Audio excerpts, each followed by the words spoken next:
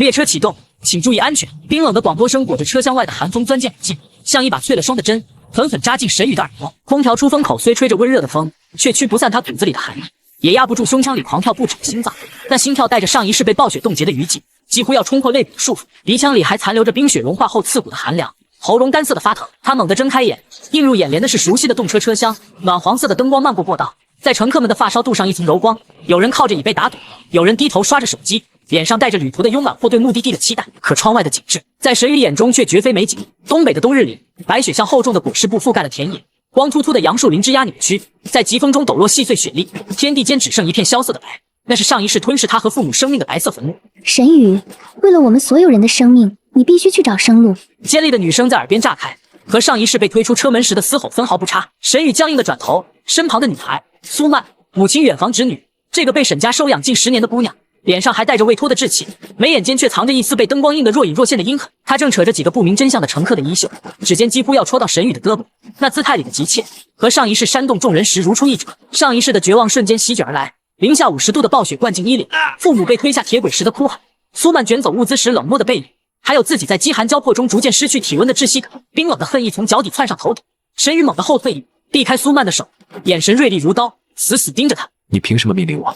苏曼被这突如其来的强硬吓了一跳，随即眼圈迅速泛红，声音哽咽着转向周围乘客，语气里满是委屈。大家看看，现在列车马上就要遇到危险了，我哥他怎么能这么自私？我们都是一条船上的人，难道不该有人站出来寻找生路吗？车厢角落的寒气顺着地板蔓延上来，邻座乘客翻报纸的沙沙声戛然而止，几道犹豫的目光落在沈宇身上，夹杂着隐约的指责。上一世，他就是被这虚假的委屈裹挟，被众人的压力推着，最终坠入无边白雪。可现在，他重生了，绝不会重蹈覆辙。沈宇深吸一口气，压下翻腾的情绪，声音平静却带着穿透嘈杂的力量。列车刚启动，仪表盘正常，窗外轨道平整，你怎么知道会有危险？无凭无据就煽动大家恐慌，你安的什么心？苏曼脸色一阵青一阵白，咬着唇抢辩。我只是预感到不好，提前做准备，有错吗？万一真的出事了，大家不都得等死？预感不能当证据。沈宇目光扫过车厢，指尖无意识的攥紧。列车上有乘务员，有专业的工作人员，真有情况，他们会第一时间通知我们。现在请大家各司其职，安心坐好，不要被不实之言误导。乘客们闻言纷纷点头，有人拍了拍苏曼的肩膀安慰几句，便各自缩回座位。车厢里的嘈杂渐渐平息，只剩空调吹风的细微声响和窗外风雪掠过玻璃的轻响。苏曼看着沈宇，眼底的怨毒几乎要溢出来，却不敢当众发作，只能悻悻坐下，低声嘟囔：好心当成驴肝肺，等出事了，看你们怎么办。沈宇懒得理会他，目光落在斜前方的父母身上。沈父正捧着报纸，眉头微蹙，指尖无意识地摩挲着版面，窗外的雪光映在他鬓角的白发上，添了几分苍老。沈母靠在椅背上闭目养神，眼角的皱纹在暖光下格外清晰，手里还攥着给苏曼准备的零食。上一世，这两位善良淳朴的老人一次次包容苏曼的任性贪婪，把最好的东西都留给他，最终却被推入暴雪，冻成冰冷的雕塑。想到这里，沈宇的眼眶瞬间泛红，心脏像被无形的手紧紧攥住，疼得几乎喘不过气。这一世，他一定要护好爸妈，绝不让悲剧重演。沈宇悄悄摸出手机，屏幕上的时间清晰显示上午11点05分。根据上一世的记忆，列车将在12点15分左右行驶至两站之间的山区路段时，遭遇雪崩引发的山体滑坡，巨石砸断铁骨，列车推土被克，信号塔被积雪掩护，彻底与外界失联。距离出事只剩1个小时，时间紧迫，囤积物资是首要任务。这趟短途动车没有餐车，食物全靠乘务员推小车售卖。一旦被困，食物便是绝境中的硬通货。上一世被困前5天，众人还能勉强互帮互助，1周后食物耗尽，车厢就沦为弱肉强食的地狱。他和手无缚鸡之力的父母成了最易被掠夺的目标。盒饭有需要的吗？新鲜的盒饭31份。乘务员的叫卖声从过道尽头传来，伴随着小车滚轮摩擦地板的声响。沈宇立刻站起身，朝着乘务员走去，脚步急促却刻意装作从容。苏曼见状，好奇地跟了上来，鞋底蹭过地板发出轻响。哥，你要吃盒饭吗？我们早上不是吃过了吗？沈宇没有回头，快步走到车厢连接处，这里灯光偏暗，视野死角多，不易被人留意。他叫住乘务员，压低声音道：给我12份盒饭。乘务员愣了一下，狐疑地打量着他，手里的保温箱顿了顿。小伙子，你要这么多，这盒饭放久了就凉了。我们人多，还有几个朋友在后面车厢一起带了。沈宇挤出温和的笑容，眼神却带着不容拒绝的坚定，指尖已经摸到了手机支付界面。乘务员将信将疑，但没有推走生意，麻利地拿出12份盒饭，装进一个厚实的无纺布袋子里。沈宇付了钱，接过袋子，入手的沉重让他心头稍安。这是一家3口4天的生机，不算今日，3人1顿3份，1天2顿，刚好能撑过最关键的初期。他知道这举动或许会让其他乘客省些食物，但在生死面前，他只能优先护住爸妈。抱着袋子转身时，沈宇忽然想起什么，对乘务员道了句稍等，便快步跑回座位。窗外的雪似乎密了些，风裹着雪粒砸在玻璃上，发出细碎的噼啪声。他打开行李箱，翻出2条厚实的白色棉裤，那是母亲特意为他准备的，防风又保暖。哥，你拿裤子做什么？苏曼凑过来，离间几乎要碰到行李箱，眼神里满是好奇。座位太硬，拿去垫着。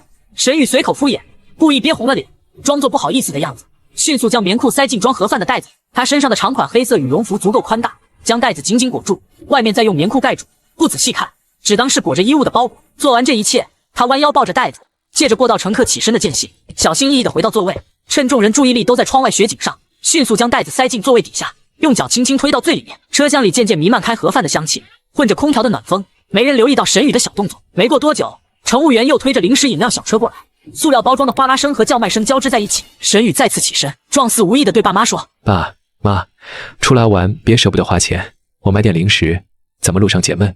你看着买，别买太多，吃不完浪费。沈父放下报纸，笑着点头：是啊，适量就行，车上也没地方放。沈母也睁开眼，叮嘱道。沈宇应着，走到小车旁仔细挑选，5袋高纯度巧克力，3袋奶酪棒，都是能快速补充能量且易储存的，3桶泡面，2盒自热火锅，留着应急，自热包还能临时取暖。苏曼跟在身后，眼睛盯着货架上的果汁，拉了拉他的袖子：哥，我要喝橙汁。好。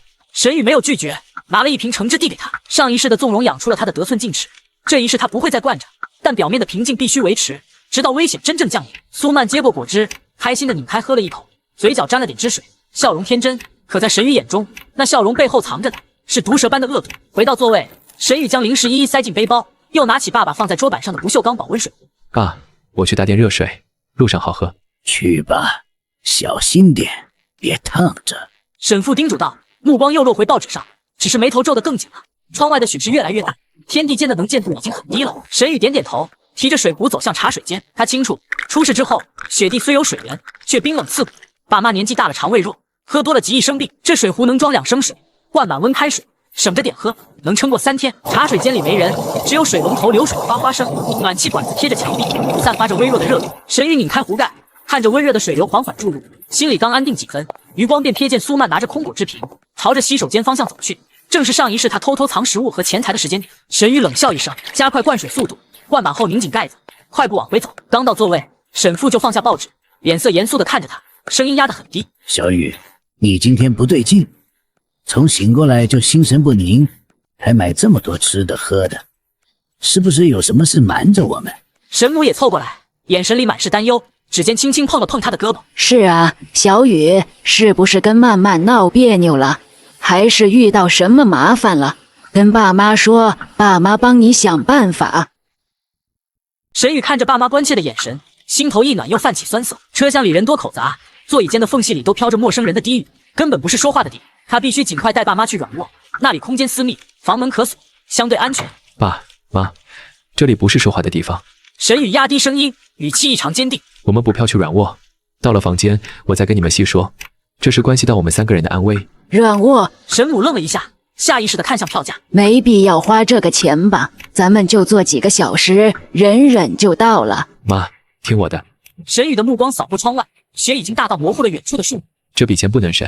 沈父看着儿子紧绷的神情，知道他绝非玩笑，当即点头：好，听你的，补票。沈宇立刻叫来乘务员办理补票手续。这趟车的软卧空余不少，乘务员很快给他们安排了一间双人软卧，就在车厢尽头，远离人群。哥，我们为什么要去软卧啊？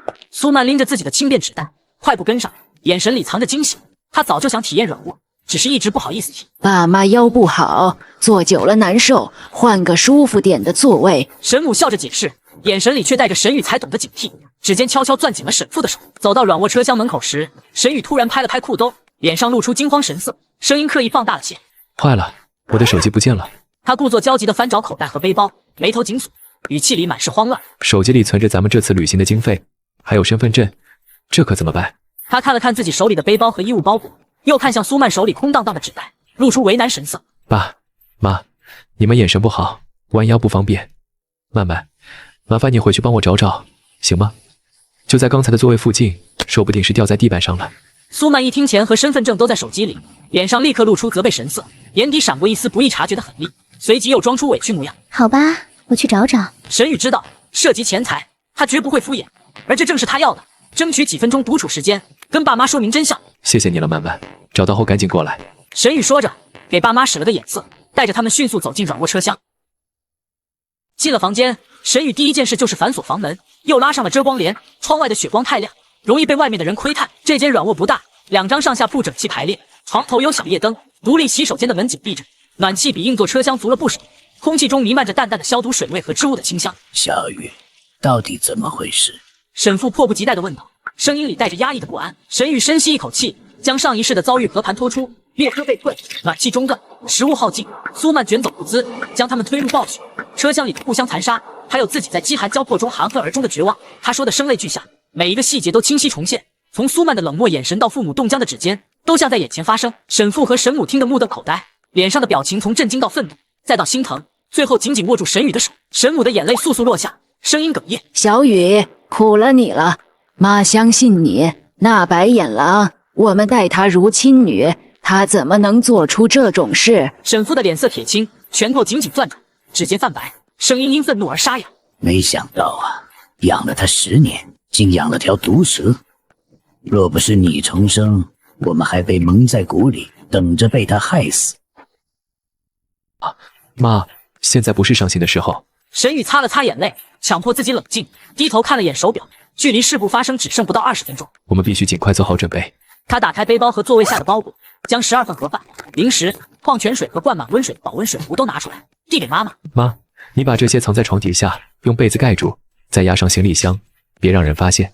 沈母点点头，立刻行动，小心翼翼地将物资整理好，塞进靠窗下铺的床底，又拉过厚厚的被子盖住，再把行李箱推到床边遮挡，看起来与普通床铺别无二致。爸妈，咱们把最后的衣服都穿上。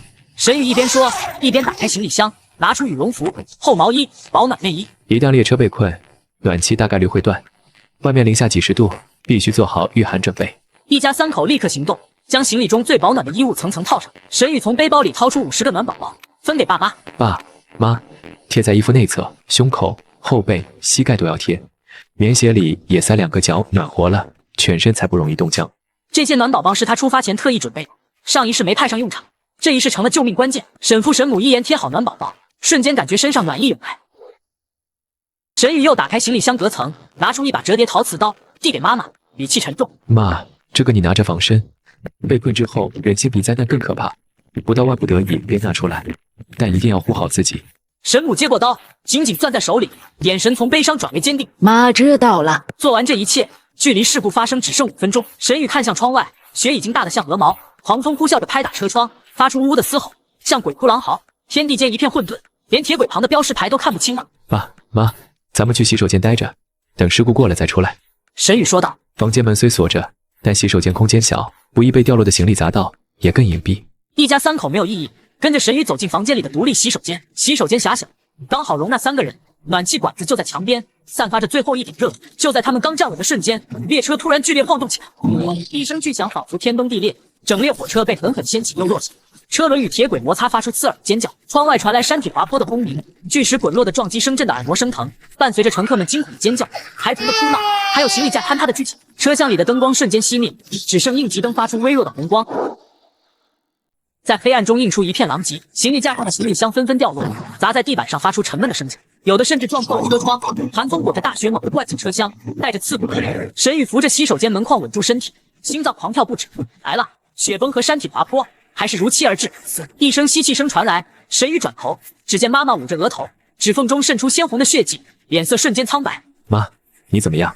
沈宇连忙扶住妈妈，声音里满是焦急，指尖轻轻拨开妈妈的头发，看到一道浅浅的伤口，是刚才晃动时头撞到了门框棱角。没事，就是碰了一下，有点淤。沈母皱着眉，强忍着疼痛说道。沈宇心里一紧，上一世妈妈并未受伤，这一世的蝴蝶效应已经显现，他必须尽快处理伤口，避免感染。等列车稍微稳定，外面的嘶吼声稍弱，沈宇打开洗手间门，对着混乱的走廊大声呼喊：乘务员，这里有人受伤了，需要纱布和碘伏。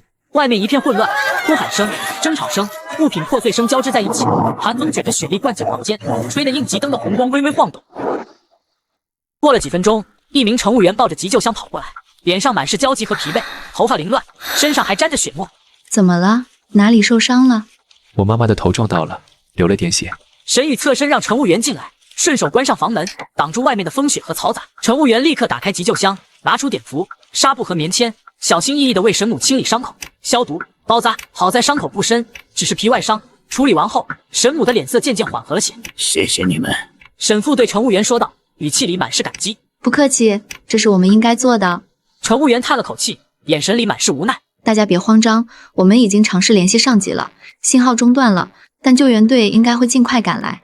说完，他抱着急救箱匆匆离开，去处理其他受伤的乘客。门刚打开，苏曼就挤了进来，看到沈母头上的纱布，不仅没有丝毫关心，反而跺了跺脚，语气抱怨，声音压得不算低。真是晦气，刚换软卧就出事，还受伤了，不知道会不会影响我。沈宇冷冷地看了他一眼，恨意更浓。上一世爸妈就是一次次纵容他的自私，才让他愈发肆无忌惮。这一世，他绝不会再让爸妈受委屈。你怎么跟长辈说话？沈府脸色一沉，语气严厉。你小姨受伤了，你不关心就算了，还说这种话。从小到大，我们待你不薄，你就是这么报答我们的。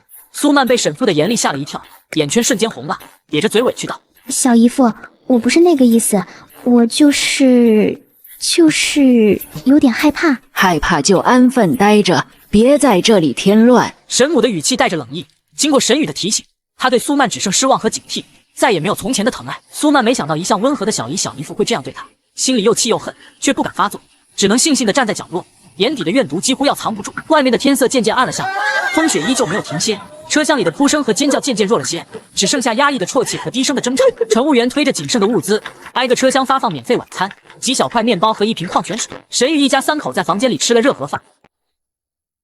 窗外的寒风呼啸着，房间里的暖气还在勉强运转，却已经明显降温。沈宇清楚，免费餐食最多持续1天，列车上的物资本就有限，根本支撑不起全车乘客。接下来的日子，只能靠自己囤积的物资生存。他让爸妈早点休息，自己则搬了椅子坐在门口，警惕地听着外面的动静，手里紧紧攥着另一把折叠刀。黑夜才是混乱的开始，夜色如墨，被困的列车像一头搁浅在雪原中的巨鲸，在狂风暴雪里瑟瑟发抖。软卧车厢的暖气越来越弱，温度以肉眼可见的速度下滑，寒风透过车窗缝隙钻进来，在地板上凝出薄薄的白霜，踩上去发出细碎的咯吱声。沈宇靠在门上，毫无睡意，竖耳听着外面的动静。软卧车厢相对安静，但硬座车厢传来的争吵声、打斗声，还有偶尔夹杂的绝望嘶吼，依然清晰可闻，像一把钝刀在反复切割着这漫漫长夜。上一世被困第1天晚上，大家还对救援抱有天真的期待，秩序虽乱却未完全失控。可到了第2天，当救援迟迟不到的消息传开，食物和水开始告急，人性深处的贪婪和自私便会像冰雪下的毒虫般疯狂滋生，彻底吞噬残存的理智，真正的混乱才会降临。沈宇指尖无意识地摩挲着口袋里的折叠刀，冰冷的触感让他混乱的心绪稍稍平复。他看了眼手表，凌晨1点多了。爸妈在下铺睡得很沉，或许是白天受了太大惊吓，此刻呼吸均匀，只是眉头还微微皱着，像是在睡梦中也在承受着恐惧的侵袭。沈宇轻轻起身，动作轻得像一片羽毛，生怕惊扰了他们难得的安眠。他蹲下身，检查了床底的物资，无纺布袋子被被子和行李箱遮挡得严严实实，没有丝毫暴露的痕迹。又摸了摸门上的锁，确认牢固后，才重新坐回椅子上，目光落在窗外。漫天风雪中，隐约能看到被积雪掩埋的山坡，黑暗里仿佛藏着无数双窥视的眼睛，未知的危险在寂静中悄然酝酿。突然，一阵急促的脚步声传来，像重锤般砸在走廊的地板上，伴随着粗鲁的叫喊，力道极大的敲门声震得门板嗡嗡作响。开门，开门，快开门！沈宇心里一紧，瞬间清醒，浑身的汗毛都竖了起来。他没有立刻开门，沉声问道：谁？有什么事？我们是乘警，现在检查车厢，统计受伤人数和物资情况。门外的声音沙哑粗粝，带着一丝不耐烦，完全没有乘警应有的沉稳与威严。沈宇皱紧眉头，上一世根本没有乘警深夜检查车厢的事，这分明是谎言。他悄悄走到门边，透过猫眼向外看去，外面站着3个高大的男人，穿着普通棉衣，袖口沾着血沫和不知名的污渍，眼神凶狠如狼，手里还拎着一根断裂的桌土，木头上还带着尖锐的毛刺，一看就来者不善。你们不是陈警，到底想干什么？沈宇的声音冷了下来，指尖攥紧了手里的刀，指节因为用力而泛白。门外的男人愣了一下，没想到会被当场拆穿，随即恼羞成怒：少废话，赶紧开门！我们就是想找点吃的喝的，大家都是被困的，互相帮助一下。怎么了？我们这里没有多余的食物和水，你们去别的地方找吧。沈宇一边说，一边用眼神悄悄叫醒爸妈，示意他们躲到床铺后面。他知道现在必须尽量拖延时间，不能让对方看出房间里的虚实。沈父沈母立刻醒了过来，听到外面的动静，脸上瞬间露出紧张神色，轻轻起身躲到了床铺后面。沈父顺手抓起了旁边的金属保温杯，做好了防御的准备。不开门是吧？门外的男人怒吼一声，抬脚就踹门。我告诉你们，识相的赶紧开门，把吃的交出来，不然我们就砸门了。轰隆轰隆，门板被踹得剧烈晃动，螺丝发出刺耳的吱呀声，仿佛下一秒就要被踹开。外面的男人骂骂咧咧，言语污秽不堪，踹门的力道越来越大，整个房间都跟着颤抖起来。沈父站起身，挡在沈宇和沈母面前，沉声道：“你们别太过分，列车上有乘警，再这样我们就喊人了。”喊人？门外的男人嗤笑一声，语气嚣张至极：“现在手机没信号，乘警都忙着处理前面的事故，谁有空管你们？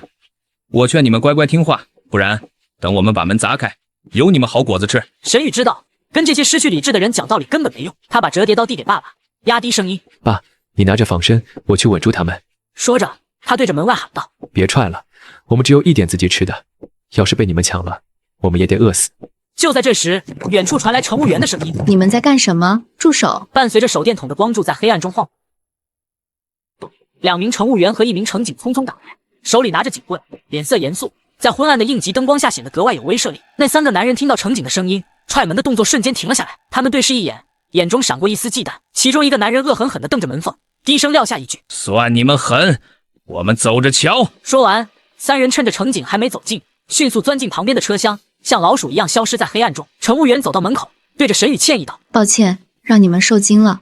现在情况混乱，你们一定要把门锁好，不要轻易开门，有任何事情就立刻喊我们。”谢谢你们。沈宇点点头，关上房门，重新反锁，后背已经惊出一层冷汗，贴身的衣物都被浸湿，在寒冷的车厢里透着刺骨的凉意，太吓人了。沈母拍着胸口，脸色苍白如纸，声音还在微微颤抖：“这些人怎么能这么野蛮？”妈，现在这种情况，活下去是唯一的念头。有些人会为了生存不择手段。沈宇叹了口气，眼神凝重：“我们以后更要小心，绝不能让别人知道我们有物资，否则只会招来更多的麻烦。”是，保护好自己和物资，等救援队来就好了。沈父握紧手里的刀，眼神坚定。经历这场风波，3人都没了睡意。沈宇让爸妈躺在床上休息，自己搬了把椅子守在门口，一夜未眠。窗外的风雪渐渐小了些，但寒风依旧呼啸，像鬼哭狼嚎般拍打在车窗上。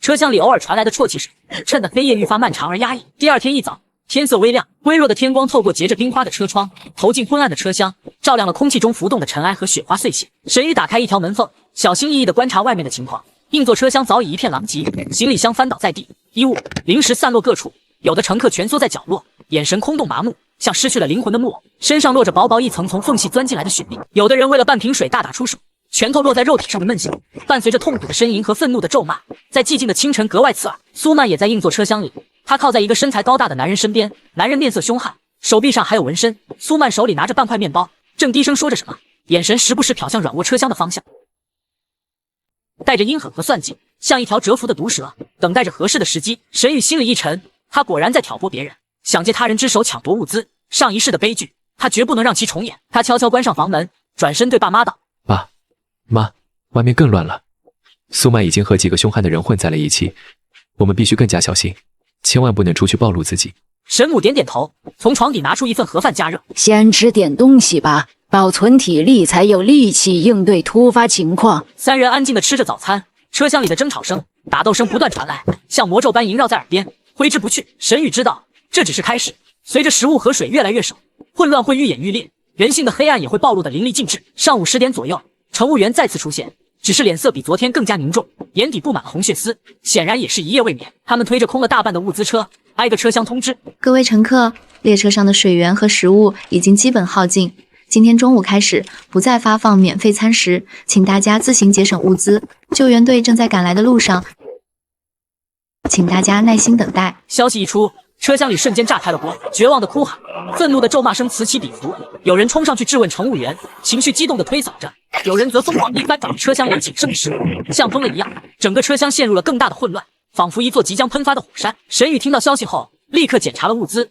盒饭还剩8份，巧克力、奶酪棒充足，水还能撑4天。他对爸妈道：“我们以后每天只吃2顿，1顿1份盒饭，搭配巧克力补充能量，水每次只喝1小口，务必省着用，争取撑到救援队来。”下午时分，更坏的消息来了，车厢里的暖气彻底停了，温度骤降，车厢内瞬间沦为冰窖，呼出的气息瞬间凝成白雾，贴在车窗上，与外面的冰花融为一体，金属床铺冰的刺骨，连呼吸都带着寒意，每一次吸气都像有冰针扎进喉咙，带着尖锐的痛感。沈父沈母裹紧羽绒服，贴着暖宝宝，依旧觉得寒意从四面八方袭来，冻得牙齿微微打颤。早知道就多带点厚衣服了。沈母搓着双手，试图产生一点热量，脸上满是懊悔。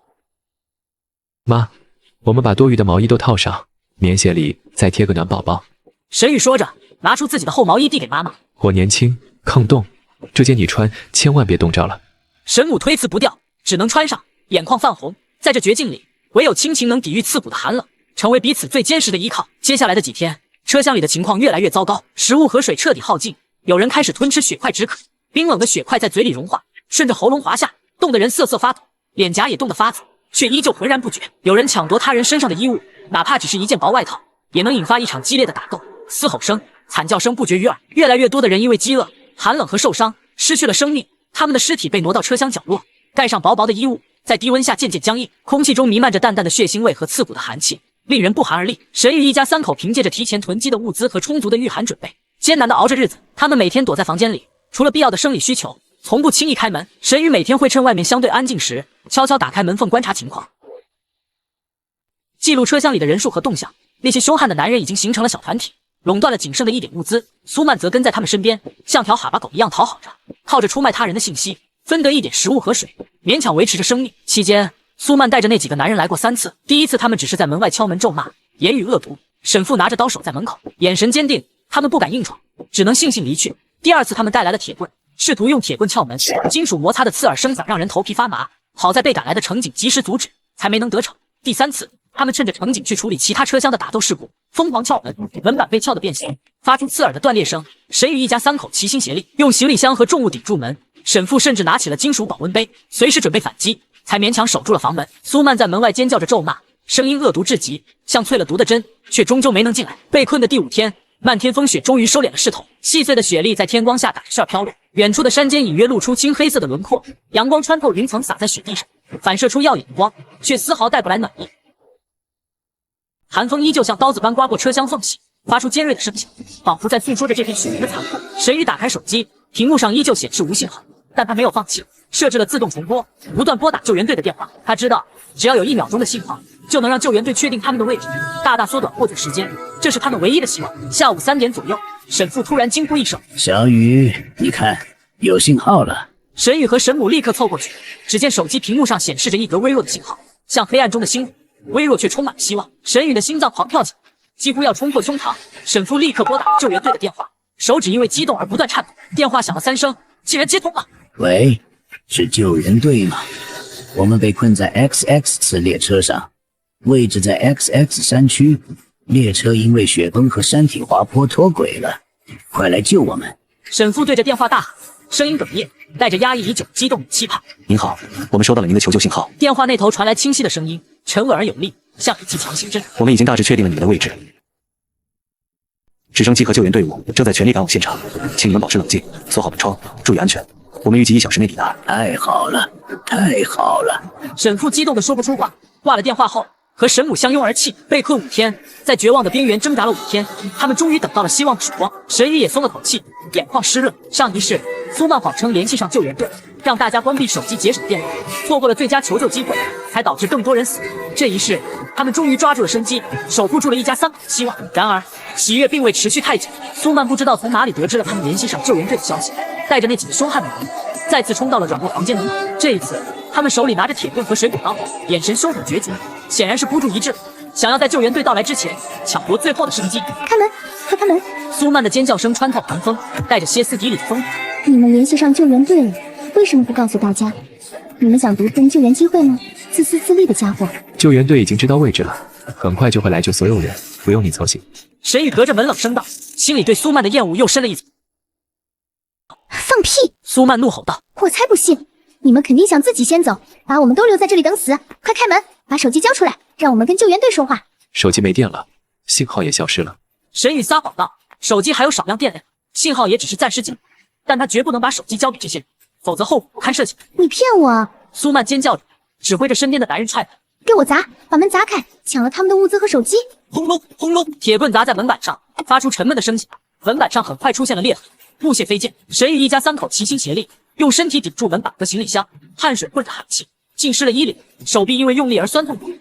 但他们没有丝毫退缩，这是他们最后的防线，绝不能失手。就在门板即将被砸开的瞬间，远处传来了直升机的轰鸣声，那声音越来越近，震得车厢都在微微颤抖，像来自天堂的浩劫，驱散了绝望的阴霾。所有人都愣住了，停下了手中的动作。苏曼和那些男人脸上露出惊喜又不甘的神色，他们顾不上再砸门，纷纷朝着车厢外面跑去。他们想抢在前面登上直升机，抢占逃生的先机。沈宇一家三口松了口气，瘫坐在地上，脸上露出劫后余生的笑容。救援队真的来了！直升机的轰鸣声越来越近，螺旋桨卷起漫天雪粒，雪粒如碎玉般飞溅，落在车厢顶部和窗沿上，发出密集的噼啪声，像是在为这场绝境求生的落幕奏响乐章。原本混乱的车厢瞬间安静下来，所有乘客都朝着车窗外面望去，眼神中充满了期待和狂喜。有人甚至挣扎着爬到窗边，不顾寒冷，用力挥手呼喊，声音嘶哑却充满了力量。沈宇扶着爸妈慢慢走出软卧马间，车厢里的乘客们挤在过道上，朝着车门方向挪动，脸上满是劫后余生的激动。有的人互相搀扶着，有的人忍不住泪流满面。阳光洒在雪地上，反射出耀眼的光，照亮了每个人脸上的泪痕和疲惫，也照亮了他们眼中重获新生的希望。苏曼和那些凶悍的男人挤在人群最前面，挥扫着前面的乘客，眼神贪婪而急切，试图抢占最先登机的位置，完全不顾及身边人的安危。沈宇冷冷地看了他们一眼，没有理会，只是小心翼翼地扶着爸妈，慢慢跟在人群后面。他知道救援队有严格的秩序，绝不会让他们这种蛮不讲理的人乱插队。真正需要优先获救的是老人、孩子和受伤的人。很快，直升机降落在列车附近的一片空地上。救援队员们穿着荧光防的冲锋衣，在白茫茫的雪地里格外醒目。他们顶着凛冽的寒风跳下直升机，动作迅速而专业，手里拿着救援绳、担架和保暖毯，朝着列车跑来。大家不要慌张，排好队，老人和受伤的乘客优先登记。救援队员的声音沉稳有力，穿透了呼啸的寒风，像一颗定心丸，让混乱的人群渐渐安静下来，自发地排起了长队。那些凶悍的男人也收敛了气焰，乖乖地排在队伍里，不敢再闹事。他们清楚，现在只有救援队能救他们，若是惹恼了救援队员，只会自断生路。苏曼不甘心地看着前面的老人和伤员，眼神闪烁，似乎还在盘算着什么，想要寻找可乘之机。轮到苏曼登机时，他突然蹲在地上，捂着肚子哭了起来，声音哽咽地对着救援队员道：队员同志，我肚子疼得厉害，走不了路，你们能不能先带我上飞机？我真的快撑不住了。救援队员皱了皱眉，蹲下身想检查他的情况。苏曼却趁机抓住队员的胳膊，眼神狡黠地瞟向软卧车厢方向。啊，我还有个亲戚在里面，他头上受了重伤，快不行了，你们先去救他，再带我走好不好？他肯定需要担架。沈宇立刻明白了他的心思，他想让救援队员去软卧车厢，趁机插队登机，甚至想诬陷他们占用物资，阻碍救援。上一世，他就是靠着这种卑劣的手段，骗取了别人的同情，抢占了逃生的机会。他在撒谎。沈宇快步上前，扶住身边的妈妈，对着救援队员道：我们就是他的亲戚，我妈妈确实受了点轻伤，但已经处理好了，我们都能正常行走。他从一开始就想抢夺我们的物资，在列车上多次煽动他人闹事，现在又想插队，还想诬陷我们，他的话根本不可信。救援队员看向沈宇一家三口，发现他们虽然脸色苍白，神情疲惫，但精神状态尚可。沈母头上的纱布整齐干净，确实不像重伤的样子。再看苏曼，眼神躲闪，手捂着肚子的位置不断变化，脸上的痛苦神色也显得十分虚假，显然是在装病。这位女士，请你站起来，按照顺序登记。救援队员的语气严肃起来，带着不容置疑的威严。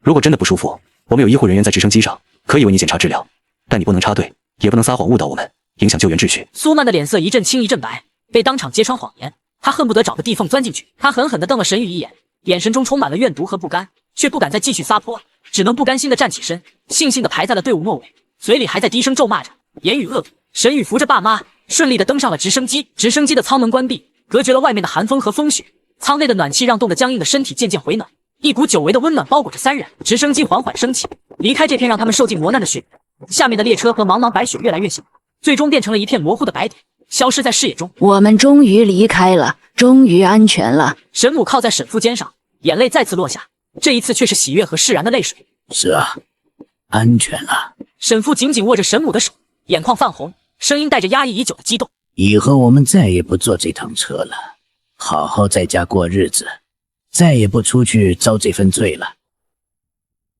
沈宇看着窗外的天空，云层之上阳光明媚，湛蓝的天空一尘不染，与下面的雪原形成鲜明对比。上一世他和爸妈在这里失去了生命，这一世他带着爸妈逃了出来，守护住了最珍贵的亲情。重生一次，他不仅报了仇，更懂得了生命和亲情的可贵，也明白了在绝境中唯有坚守善良，团结一心，才能战胜一切黑暗。直升机飞行了大约1个小时，降落在附近的一个小镇上。小镇被白雪覆盖，屋顶上积着厚厚的雪，炊烟从民房里升起，混着雪后的清冷空气，飘来淡淡的柴火香，充满了人间烟火气。镇上的医护人员和志愿者早已等候在直升机降落点。临时医疗点搭着蓝色帐篷，帐篷外堆着如山的保暖物资和食品，暖黄色的灯光从帐篷缝隙露出来，驱散了冬日的寒凉，让人感受到了久违的温暖与善意。沈宇一家3口被医护人员带到临时医疗点，进行全面的身体检查。好在他们提前做好了御寒准备，物资充足，除了轻微的营养不良和疲劳，没有其他大碍。医护人员给他们递上热姜茶和厚实的棉毯，又发放了热乎的饭菜。久违的热饭热菜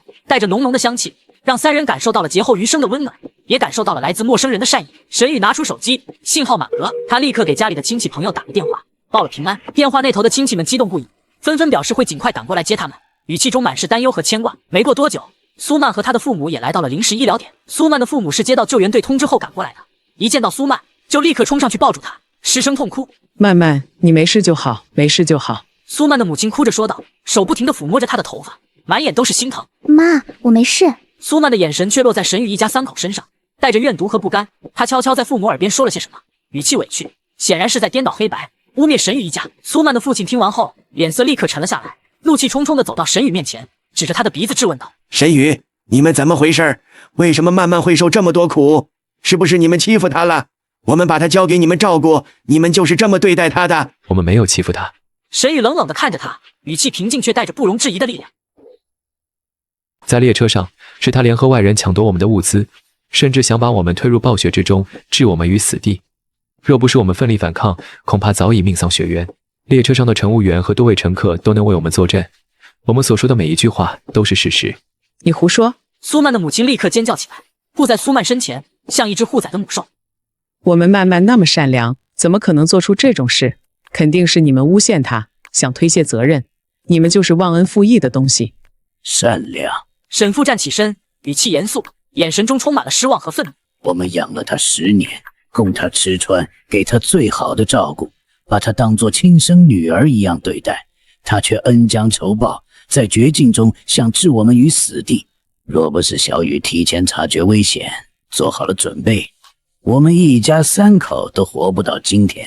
这件事绝非空口无凭，列车上的很多人都能证明。你们胡说八道！苏曼哭了起来，扑在母亲怀里，声音哽咽。是他们霸占着物资不肯分享，还把我赶出软卧车厢。我只是想活下去，我有错吗？他们就是冷血无情的人。双方争吵起来，引来了不少人的围观。救援队员和医护人员连忙上前劝解。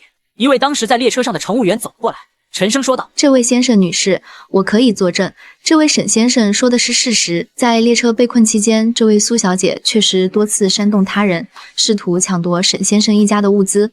我们也曾多次出面阻止她的行为，这都是有据可查的。有了乘务员的作证，周围的人群议论纷纷，看向苏曼一家的眼神变得异样，充满了质疑和谴责。苏曼的父母脸色一阵青一阵白，再也说不出反驳的话。苏曼看着众人的目光，脸上火辣辣的，羞愧的无地自容，只能把头埋在母亲怀里，不敢抬头。这场闹剧最终在救援队员的调解下收场。苏曼一家悻悻地离开了临时医疗点。临走前，苏曼的父母还恶狠狠地瞪了沈宇一家一眼，但终究不敢再胡搅蛮缠。沈宇一家3口没有再理会他们，只是安心地等待着亲戚来接。此刻，他们只想远离这些是非，好好享受重获新生的品。几天后，沈宇一家3口在亲戚的陪伴下回到了家中。推开家门的那一刻，熟悉的气息扑面而来。看着家里熟悉的摆设，墙上挂着的全家福，3人都忍不住红了眼眶。这场惊心动魄的血图求生，让他们经历了生死的考验，也让他们更加珍惜眼前的安稳生活。沈宇开始整理这次旅行的后续事宜，他联系了列车运营公司，详细说明了列车脱轨的情况以及苏曼在列车上的所作所为。列车运营公司表示会对此事进行深入调查，并给予合理的赔偿，同时也对沈宇一家在绝境中展现出的冷静和智慧表示赞赏。同时，沈宇也向当地警方提供了列车上的证人证言和相关证据，举报了苏曼在绝境中危害他人生命安全的行为。警方对此事高度重视，立刻展开了调查。通过询问列车上的乘务员、乘客以及调取相关证据，苏曼的恶行被一一证实。他不仅多次煽动他人抢夺物资，还试图将沈宇一家推入暴雪之中，其行为已经涉嫌故意伤害未遂、抢夺他人财物等多项罪名。最终，苏曼因证据确凿，被依法逮捕。苏曼的父母得知消息后，曾多次上门求情，甚至拿出当年沈母求他们收留苏曼的旧事，声泪俱下的试图让沈宇一家网开一面，原谅苏曼的所作所为。但沈宇一家3口态度坚决，他们可以原谅无心之失，却绝不会姑息这种蓄意危害他人生命的行为。苏曼的父母见求情无果，便彻底撕破了脸，在小区里散布谣言，污蔑沈宇一家忘恩负义、冷血无情，试图败坏他们的名声。但真相终究是真相。随着警方调查结果的公布，以及列车上其他乘客的证词陆续曝光，小区里的居民都看清了事情的全貌，纷纷谴责苏曼一家的所作所为。大家都知道，沈宇一家一向善良厚道，而苏曼的恶行实在令人不齿。苏曼的父母在小区里彻底抬不起头，走到哪里都会受到他人的指指点点。没过多久，便灰溜溜地搬离了这个小区，从此再无音讯。法院开庭那天，沈宇一家3口出席了庭审。法庭上，苏曼面对确凿的证据，终于低下了头，承认了自己的罪行。他看着沈宇一家3口，眼神复杂，有悔恨，有不甘，却再也没有了往日的嚣张与恶毒。最终，法院依法判处苏曼有期徒刑5年，为他的恶行付出了应有的代价。听到判决结果的那一刻，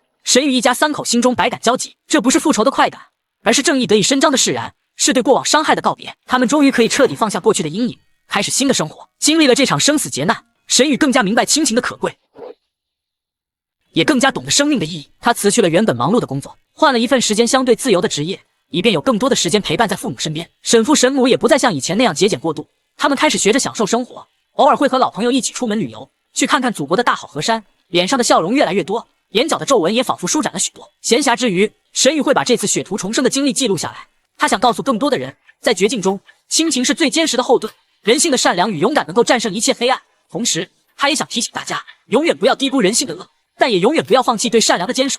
只要心中有爱，有希望，就一定能走出困境。冬日的阳光透过窗户洒进房间，温暖而明亮。沈宇陪着父母坐在沙发上，看着电视里播放的喜剧节目，客厅里回荡着3人的笑声，温馨而幸福。窗外的雪花早已融化，枝头抽出了嫩绿的新芽，春天悄然降临，一切都充满了生机与希望。沈宇知道，这场血途重生不仅让他拯救了父母的生命，更让他找到了生命的意义。未来的日子里，他会带着这份珍贵的经历和感悟，和父母一起好好生活，珍惜每一个平凡而美好的瞬间。而那些黑暗的过往，终将如同冬日的积雪，在阳光的照耀下渐渐消融，成为生命中一段刻骨铭心却不再让人伤痛的记忆。他们的人生将在未来的岁月里绽放出更加绚烂的光彩，因为他们深知生命来之不易，亲情值得用一生去守护。